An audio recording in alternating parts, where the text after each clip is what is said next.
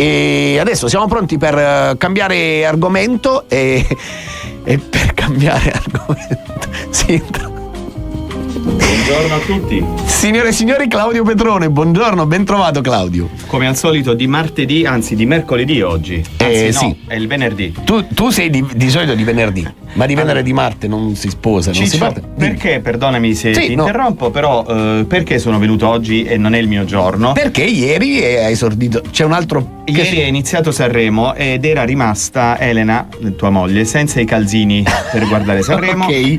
Quindi c'è un altro regalino per noi. Sono venuto vestito anche in modo estremamente aggarbato. Sì, stai fighissimo. Infatti io sto con la maglione così, capito? Come al solito grezzissimo io.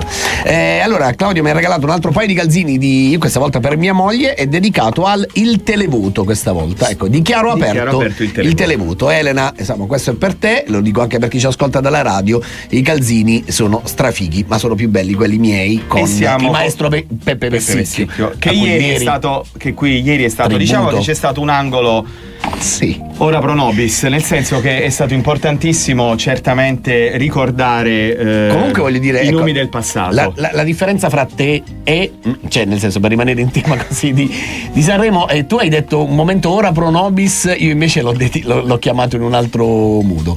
Ieri, a proposito di ciò, poi parleremo di Sanremo, questo è l'intro. Sì. Ieri abbiamo visto un Ciccio Casula estremamente attivo sui social. Mi scateno su Sanremo, anche su Temptation Island. Ha commentato ogni cantante più o meno quasi su Instagram e su Facebook. Sarebbe opportuno comunicare a Ciccio che c'è la possibilità, quando si mettono un post dietro l'altro, di fare delle storie piuttosto che fare dei post. Non lo so, non ne ho mai fatta una. Dobbiamo intervenire su questo aspetto. Mi hai appena condiviso la tua sul mio telefono, quindi non lo so come si fa. Credo di averne fatta solo una nella mia vita di storia. Cioè proprio una solo. Quindi ti presento, non ho mai cambiato lo status di WhatsApp, niente, cioè non le so ste robe. Il giovane Casula. Allora Ciccio, ti è piaciuto Sanremo ieri? Allora devo dire la verità, sì, onestamente come spettacolo sì. Le musiche devo dire che ho ascoltato fino a Tiziano Carrisi, fino a Tiziano Ferro in versione Albano Carrisi. Il buon Tiziano. Non ho ascoltato ancora, devo dire la verità, né la Brancale né Fedez e Masini, ancora no, purtroppo li ascolterò stamattina. Però devo dire la verità, quando ho visto la classifica e ho sentito al primo posto Arisa, devo dire che sì, mi ci rivedo, nel senso, grande pezzacchione quello di Arisa, molto Disney, ecco, mettiamola così. Però per esempio a me è piaciuto da morire Dito nella piaga. Gli altri, devo dire la verità, alcuni c'è proprio. Io devo dirti la verità. C'è Tommaso Paradiso, ragazzi, fa le stesse canzoni da 12 anni. Sì, ma anche Arisa fa delle bellissime canzoni, però forse un po' ormai il timbro è quello. Detto ciò, io invece sponsorizzo un ottimo Fulminacci. Non male, vero. Questo pezzo pop indie, un po' nel suo stile. Vabbè, è il suo mondo. Però sicuramente è una canzone che si fa sentire. Poi ovviamente il primo giorno la prima sera è una sera conoscitiva dei pezzi, poi un po' con le radio, un po' con Spotify. E io ricordo quando, tra l'altro, oggi lo ricordiamo, la classifica vede ai primi 5 posti Arisa, Fulminacci, Serena Brancale, Dito nella piaga, Fedez e Masini al quinto, e tutti votati dalla Stampa in questo caso. Però attenzione, non è questo l'ordine, sono diciamo mischiati, non si sa chi è il primo e non si sa chi è il secondo e il terzo, non è un ordine di arrivo. No, i 5 artisti più votati della Stampa sono sparpagliati, diciamo. E allora facciamo così, noi ci fermiamo un attimo per un po' di musica. Quando torniamo ascoltiamo anche la voce della Stampa che era presente lì a Sanremo. Avremo con noi il racconto di questa prima serata firmato da Bianca Chiriatti di Gazzetta del Mezzogiorno, quindi mi raccomando, indifferita, sì, ci ha mandato un servizio. Il servizio di Bianca mi è arrivato alle 2:30 stanotte. Ma vi raccontiamo tutto tra poco, restate con noi. Pinguini tattici nucleari con Ringo Starr e quel video meraviglioso che richiama quell'esecuzione di Michael J. Fox in Ritorno al futuro, quando lui, come no? Michael J. Flux, hai ragione, no, quello era quello vero, quello era Michael J. Fox. incombe su di noi Michael J. Flax. E te la ricordi comunque quella scena in cui lui suona Go Johnny Go? Bellissimo, in cui lui a un certo punto si ritrova di fronte alla platea del 1955 ancora non pronta per quel genere di musica. Ma va bene, allora stiamo parlando di Sanremo con Claudio Petrone e adesso cerchiamo di capire da chi l'ha vissuta direttamente dalla sala stampa come è andata questa prima serata. Tra l'altro l'abbiamo avuta ospite qualche giorno fa, Bianca Chiriatti in diretta, che ci ha raccontato un po' l'attesa. Adesso vediamo invece come è andato secondo lei questo primo appuntamento del Festival della Canzone Italiana.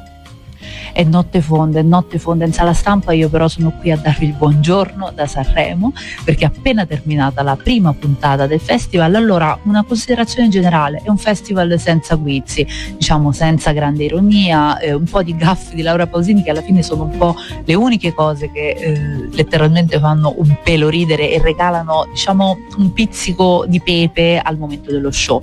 La musica, c'è qualcosa di bello, questo l'avevamo ribadito, c'è qualcosa di bello. Alcune canzoni siamo sicuri che da domani, insomma da oggi, saranno assolutamente regine delle radio, dei social, eccetera.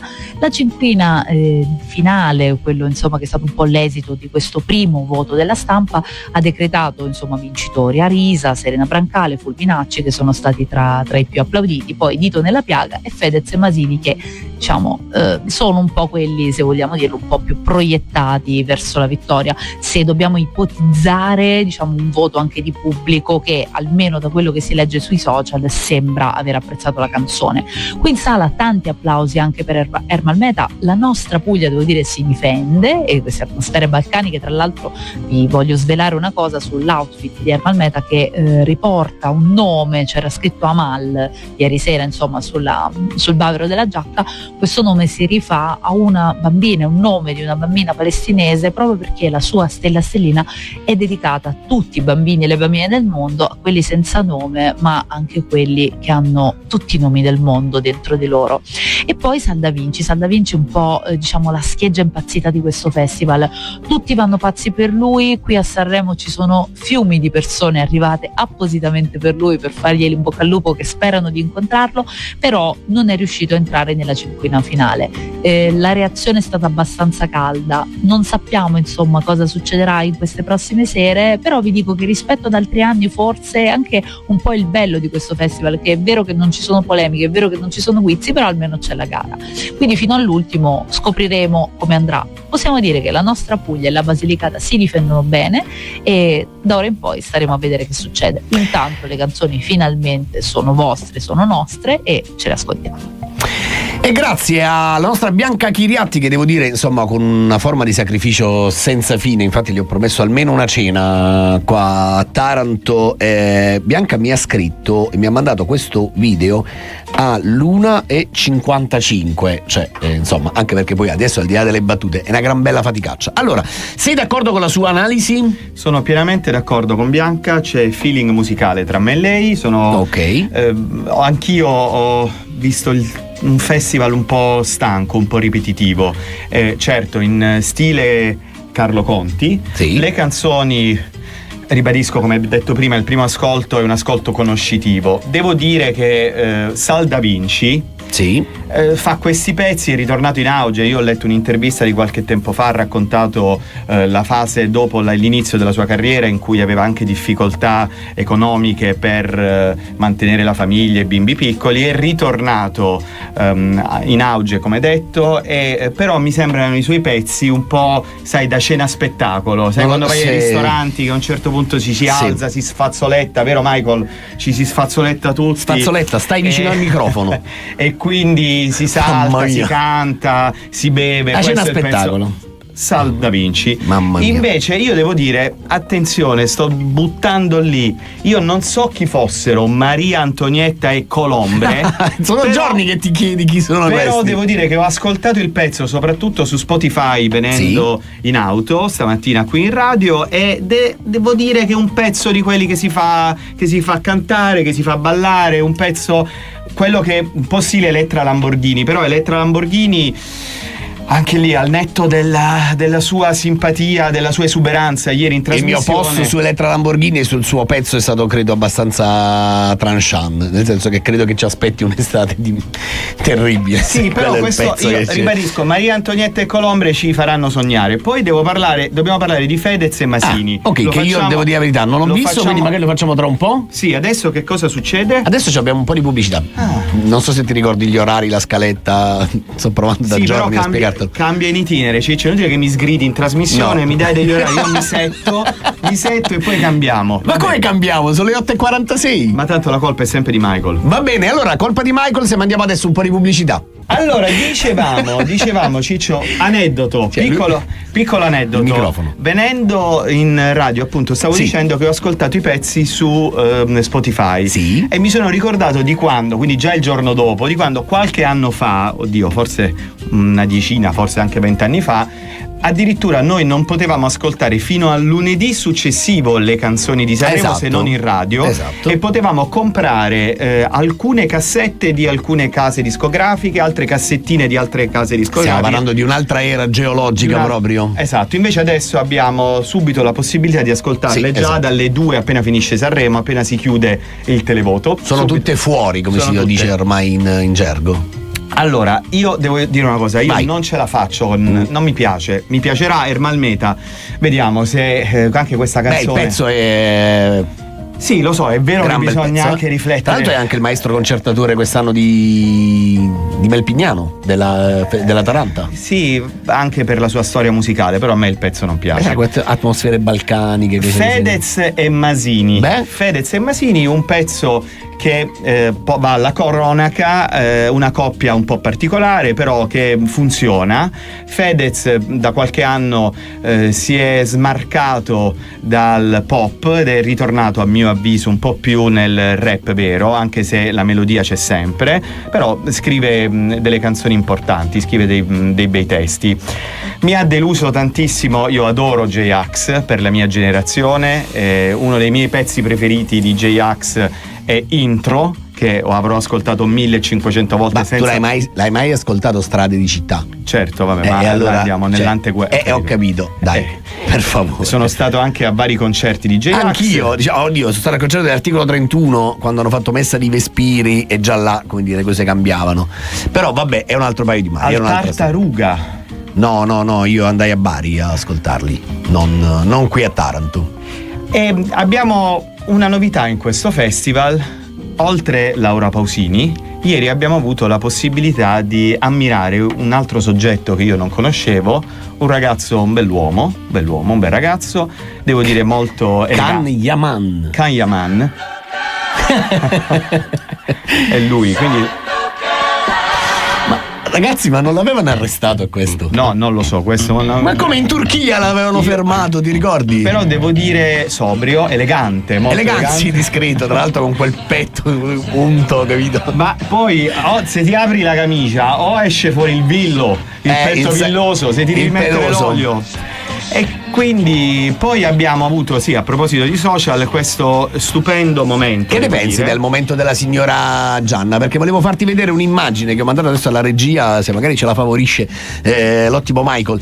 Che ne pensi dello spazio dedicato alla signora Gianna e al primo voto alle donne? Che poi non ci abbiamo fatto caso, però in effetti siamo al 2026, ricorre l'anniversario 80 anni di quel 1946 referendum istituzionale, l'unico che abbiamo avuto sostanzialmente, in cui l'Italia fu chiamata a scegliere tra monarchia e Repubblica. Vinse la Repubblica, però ecco l'intervento, lo spazio dedicato alla signora Gianna. Devo dire che la signora Gianna è stata estremamente gagliarda e paradossalmente è stato uno dei momenti più vivi e più allegri della serata, a mio modesto modo di vedere. 106 anni, ha raccontato tante cose e il diritto al voto alle donne è una delle circostanze più importanti, non voglio essere pesante ma è così, una delle circostanze più importanti che ci ha regalato la nostra Repubblica. A proposito di Repubblica, in realtà c'è stato un problema. Michael, mi favorisci di nuovo quell'immagine che abbiamo mandato? Il problema è che l'hanno scritto alla Rai, l'hanno scritto male. Repubblica. L'hanno scritto con 2 P. Ma la Rai stava, secondo me, c'è lo zampino di Pucci. Dici? Pucci, sì, Pucci è intervenuto. Insomma, per chi invece chi ci sta guardando ci sta ascoltando in radio, quando c'era la signora Gianna sul palco, dietro c'era il wall, no? Il video, e c'era scritto il 54% di voti, intendevano in quel giugno del 46, alla Repubblica. In realtà l'hanno scritto alla Repubblica con 3 P praticamente, anziché metterci le 2 B di Repubblica. Insomma, è stato un attimo, poi qualcuno secondo me si era accorto e hanno tolto tutto, e quindi è andata così. Allora, a proposito di errori, ieri c'è stato un problema tecnico con l'esibizione di Pietro 13. Ero già a dormire abbondantemente. E lui lo speciale di Sanremo aveva scritto, c'era scritto 13 Pietro, cadiamo ma ci rialziamo. Quindi una profezia, una premonizione, però poi si è portato sfiga da solo. Dal punto di vista tecnico è stato risolto il problema. A me la canzone piace, ma già l'avevo detto venerdì, a me piace 13 Pietro perché è un ragazzo giovane, non sente il peso della parentela, perché come sappiamo è il figlio di Gianni Morandi, e ha fatto un bel pezzo, un po' rap, un po' pop, il suo pezzo.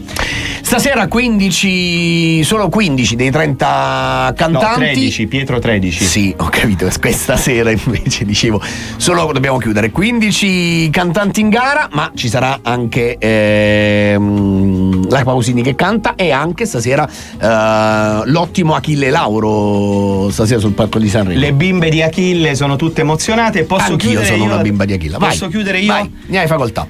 Devi dare, mi raccomando, gli appuntamenti a domani, tutto il resto. Gli appuntamenti a domani? Sì, per la trasmissione. Sì, domani alle 7:20 c'è Ciccio Casula. Alle 7. Io non ci sarò dalle 7. Buongiorno Taranto. Ma adesso, direttamente dal Festival della Canzone Italiana, i Maneskin, Zitti e Buoni, dirige l'orchestra il maestro Cisberto Nicoletti.